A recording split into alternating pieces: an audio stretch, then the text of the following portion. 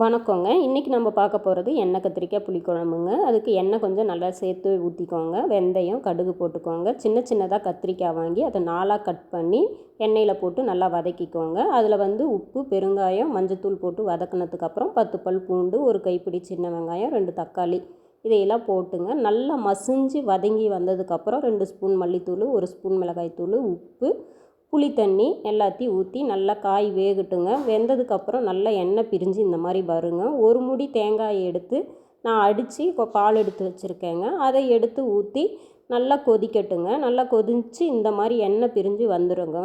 வந்ததுக்கப்புறங்க அதுக்கப்புறம் மல்லி இலையை போட்டு கருவேப்பிலை போட்டு இறக்கி இந்த சாதத்தில் போட்டு கொடுத்து பாருங்கள். சூப்பராக இருக்கும். தேங்காய் பால் அடித்து ஊற்றி குழம்பு வைக்கக்குள்ளே டேஸ்ட் எண்ணெய் கத்திரிக்காய் குழம்பு செம்ம டேஸ்ட்டாக இருக்கும்.